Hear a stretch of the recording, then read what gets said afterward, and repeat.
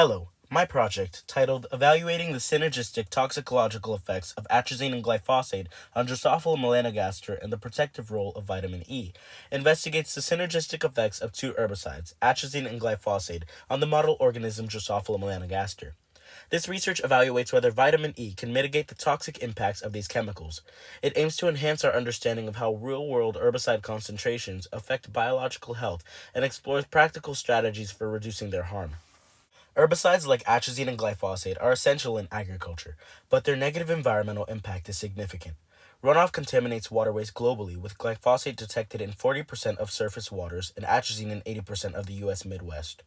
Chronic exposure to these chemicals threatens ecosystems, yet most research focuses on only high-dose individual effects. There is limited understanding of how these herbicides interact at low concentrations, creating an urgent need to study their combined impact.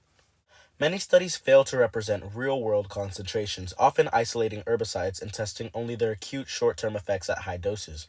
My project, however, focuses on real-world scenarios including the synergy between herbicides, chronic exposure, and environmentally relevant concentrations, as off-target organisms often face lifelong exposure from contaminated water sources. I chose Drosophila melanogaster because its short lifespan and rapid reproduction enable efficient multi-generational studies essential for assessing the long-term effects of herbicides like glyphosate and atrazine.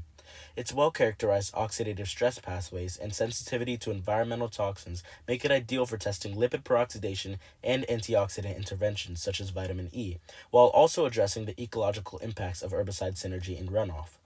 In my experiment, the relationships between the herbicide synergy, oxidative stress, and mitochondrial dysfunction were explored. For a little background, oxidative stress occurs when an imbalance between reactive oxidative species, or ROS, and antioxidants damages lipids, proteins, and DNA. Mitochondrial dysfunction disrupts energy production, exacerbating cellular decline. These mechanisms contribute to shortened lifespans, impaired mobility, and systemic harm. My research not only focused on the synergistic effects of the herbicides, but also assessed the efficacy of vitamin E as a potential treatment. My hypotheses were 1. General screening assays will reveal potential toxicity mechanisms from atrazine and glyphosate synergy, likely oxidative stress and metabolic dysfunction. 2. Secondary assays confirming these mechanisms will show that vitamin E can mitigate them.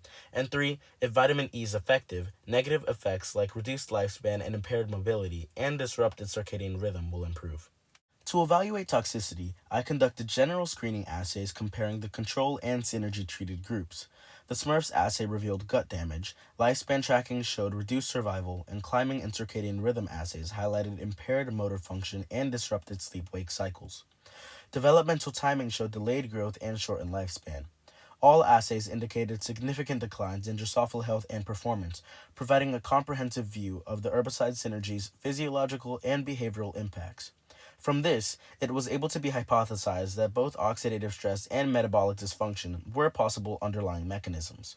To validate the underlying mechanisms, I performed secondary biochemical assays. ROS and T-bars assays revealed increased oxidative stress and lipid peroxidation in the flies exposed to the herbicide combination, while nitric oxide levels indicated metabolic dysfunction. Vitamin E treatment significantly reduced these markers, confirming its potential to mitigate oxidative stress and stabilize cellular membranes, supporting its role as a protective agent.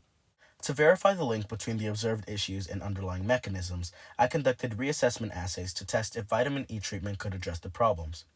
The results were clear.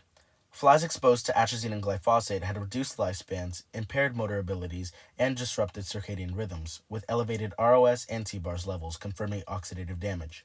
However, vitamin E treatment improved all measures, increasing lifespan, motor function, and circadian rhythm, while reducing oxidative stress and improving metabolic function. These results validate vitamin E's role in mitigating herbicide-induced toxicity and support its potential as an effective treatment. This research suggests that incorporating antioxidants like vitamin E into herbicides can reduce environmental harm while still preserving the functionality of the herbicides. It also offers a framework of evaluating toxins and supports stricter herbicide regulations to protect ecosystems. This study confirms that atrazine and glyphosate synergistically induce oxidative stress and metabolic dysfunction, with vitamin E proving effective in mitigating these toxic effects.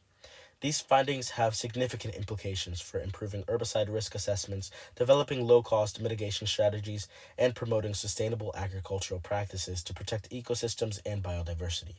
Thank you.